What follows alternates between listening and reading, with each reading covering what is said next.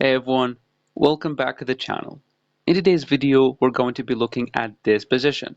It is white to move. Now, first of all, we need to understand the position. Black has two pawns ready to promote on the next move, and we have to do something about this. So, as you can see, this pawn on e2 is very dangerous because we cannot stop it in any way. The pawn is stopping our rook. He's going to give us a check, actually, promote with a check. So now we understand that we have to do only forcing moves in this position. And what are the forcing moves? There are checks. Because you might be looking at this position like we have rook f8 to try to get the checkmate on a8, but unfortunately we do not have time. Because he's not going to promote this way, he's not going to move the knight, he's going to promote with a check, and we're going to lose this position. So we have to only play forcing moves. Let's see rook to f7 check. Now he moves back to b8, and now we have to look at other forcing moves. Now remember, a forcing move, it's not always a checkmate, it's like a check or something. It's just trying to put the opponent's king in some kind of a mating net. Okay, so it's not always a check. It could be a mating net. So for example, in this position, if we played a check, which is a good move, but he's not going to go back and checkmate himself, right? He's going to go, sorry, after this check, he's going to go to c7, and then we have no more checks. I mean, after this check, he's just going to keep running, attacking us, and then he's going to promote on the next move. So, in his position, after he goes back to b8, we can make a really beautiful and powerful move, which is king to b6. Yes, we're not checking the enemy king, but rook to f8 is threatening checkmate in 1. And remember, we moved away from the pawn promotion, if he made a queen, for example, there is no check. We're going to give him a check here. It's almost checkmate. He needs to block with the queen and lose the game. That's why it's a really good move to play king to b6 to threaten the move rook to f8 checkmate. Now, black has two possible ways to deal with this. There is this move, king to c8, because after this check he can run away, and there is a pawn promotion to try to stop us. Now, first of all, we're going to look at the very simple variation, because the second one is very complex, but it is winning. But first of all, we're going to look at this first move, which is king to c8. King to c8. Now, what would you play here as white? Now, you might be thinking about rook to f8, but the problem with that is the king can run. And after the king manages to run, we cannot stop the pawns. It's going to be very dangerous for us.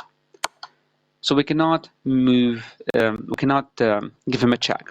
We cannot give him another check on h3 because he's not going to go back and checkmate himself. He's going to go here. And after another check, he's just going to run, and there's nothing to be done. So in this position, after king to c8, there's only one move that wins for white. And it is, hopefully you found it, rook takes f2, retaking this pawn on f2. You might say this is a little bit crazy because we're allowing the black pawn to promote to a queen, a full queen. This rook is hanging, a lot of checks, it's going to be very dangerous for white. Well, now the forcing moves begin. Again, you allowed him, so now what we did in this position, we removed one of the pawns. Okay, now as we allowed one of the pawns to promote, we only have to make forcing moves, because if we did not do that, we're going to lose the game, because the queen can fork many of our pieces, going to give many checks, and eventually win material. So how many forcing moves we have?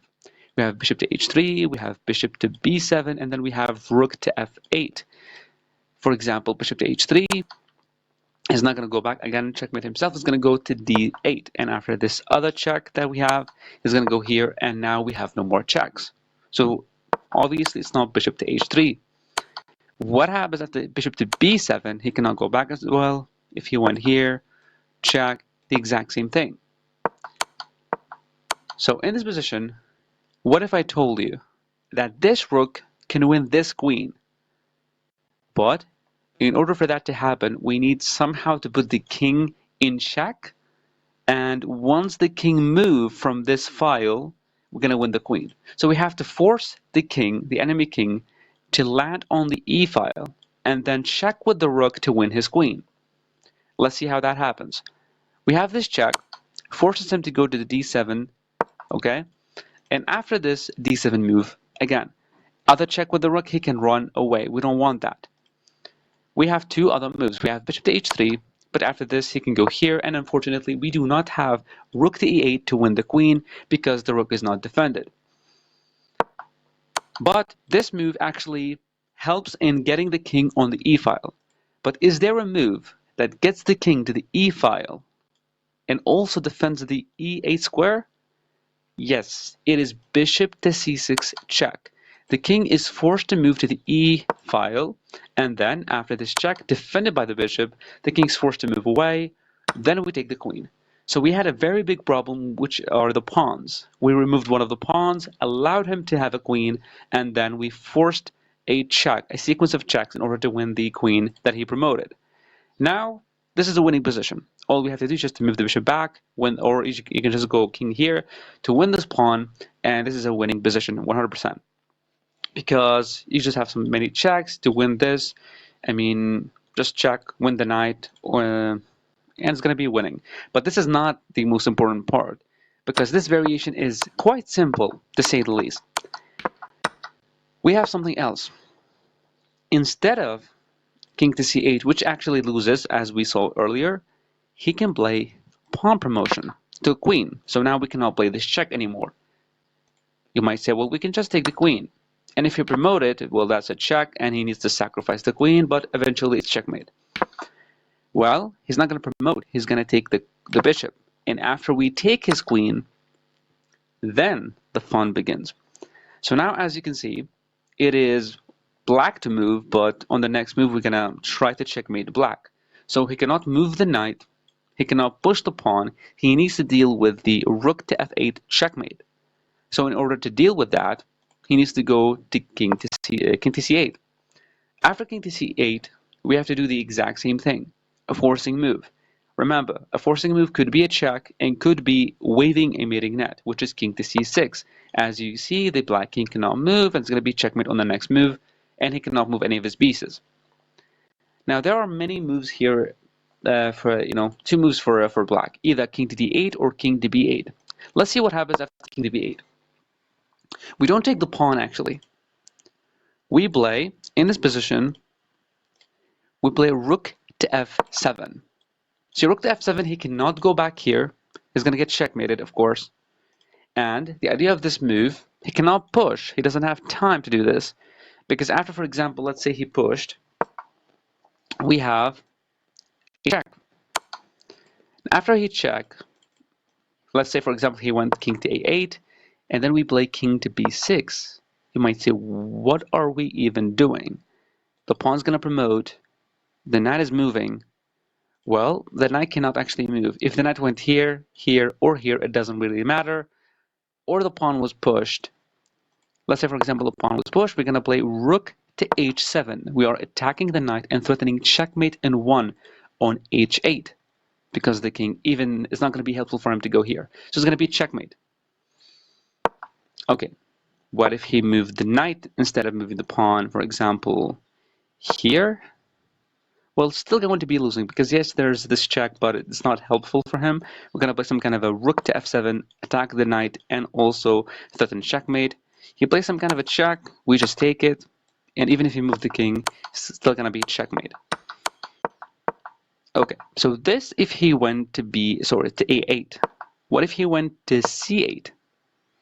When he goes to c8, the exact same thing happens. We play rook to h7, attacking the knight and threatening checkmate in 1, because the black king cannot move.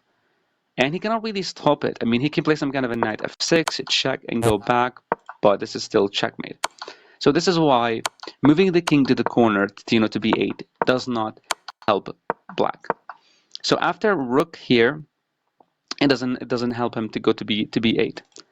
But now the crazy part, then the crazy variation here is going to be very long and sophisticated. But after king to d8, again, what are the most forcing move? Checks, but it's not going to be helpful because it's going to be able to defend his pawn. So we take and we wave a mating net on f8. It's going to be a checkmate. So now he cannot move the knight. He's going to lose.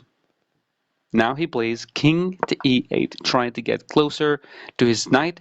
Because remember, king and a rook versus a king and a knight is going to be a draw. I know you know this, that the king and a knight is versus a king and a rook is going to be a draw, but not in this exact position. The way to win this kind of endgame is to separate the two, never allow them to unite. They should not unite in any kind of way. So now we play, in this position, we play king to e6. As you see, we're trying to get closer to the knight in order to attack it and win this game. Now let's see what happens if he played. So now black has two options with the knight. He cannot go here, cannot go here, either knight to g7 or knight to g3. If he played knight g3, we just have a simple rook to g1, attacking the knight, and once the knight moves, it's going to be checkmate on g8, since the king cannot move here, and if the king moved, he's going to lose the knight, and this is an obvious winning endgame, right? He's going to go here, and it's going to be a checkmate, right? Okay, but what if he went knight to g7? Now let's see, for example, if he did not do, he did not move the knight. For example, he just moved the king. Well, if he did move the king, I think there's a very beautiful way to actually do this, and it is, I think it's a rook to f3, because after this, yeah, we actually play, sorry about that. So, okay, now it's back. Okay, we're gonna play a rook to f3. The reason for rook to f3, we're stopping the knight from going here, going here, going here, and all we have to do is just to get the king closer and win the knight. And if you play this check, we just have a simple king to f2. Now the knight cannot actually run back because then we're going to play king to g6, and as you can see, the knight is 100% trapped. But after this move, you might say, well, he can just go back here to e8. Well, after e8, we have rook to d3 check, the king moves away, he's forced to move away, and he's going to lose the knight. So that's going to be losing for him.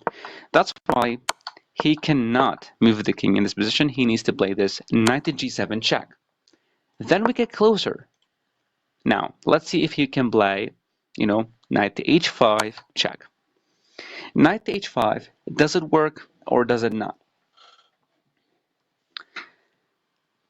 Knight to h5, for example, let's say if we play king to g6.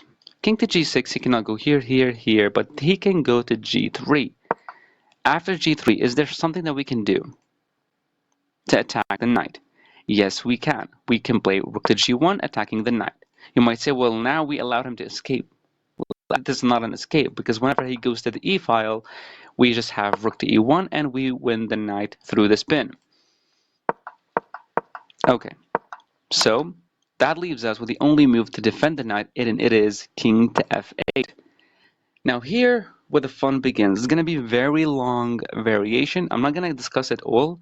All you have to do, if you're really curious about how white wins this and separates the knight from the king, is to just log this position on a chess engine and then analyze it on your own. It's going to be very long. I tried to understand it as as much as possible, but it is a very long process. Now here, what we don't want to do, we want black to be forced to move the king. If the king went here, we're going to win the knight. But if the king went here to g8, we have rook to g1, pinning the knight and winning it, right? So we have to maintain the knight on this position, and by doing rook to f2. Rook to f2, he cannot go here, he's going to lose. And if he went back, we have rook to g2, pinning the knight.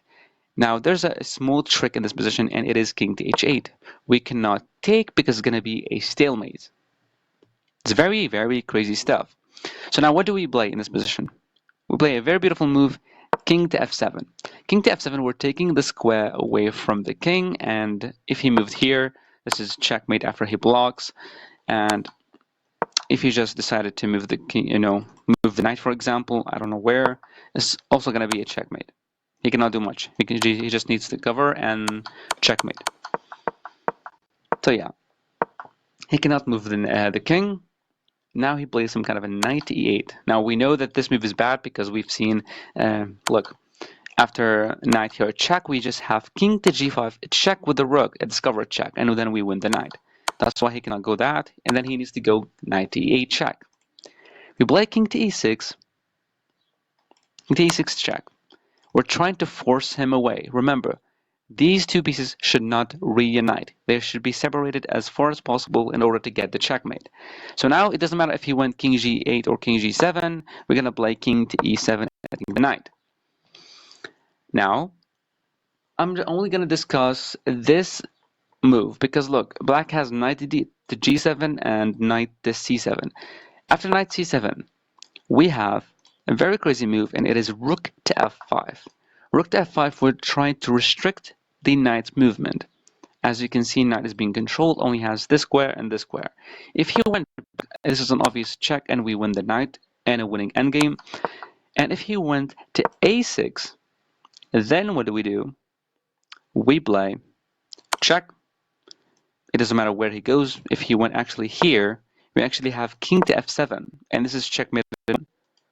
He cannot do anything. If he moved this to checkmate in one. That's why after this check, he needs to go king to h7, so that whenever we play king to f7, he cannot go back to this checkmate, and he cannot move the knight. Is going to be checkmate here, and he needs to get closer. And once he does, you can see that they are both on the exact same file or rank. Sorry, the same rank. Then we play a check. The king moves somewhere, and then we take his knight. There is only one last variation, and in this position it is rook to g7.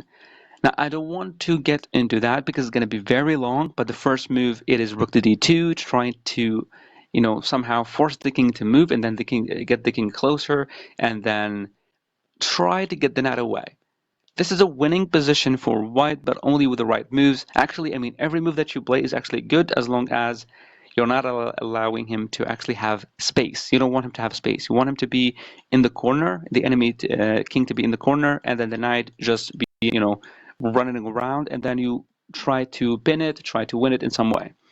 If you like and you're curious about this position, you can just log this exact position on the chess engine and see for yourself.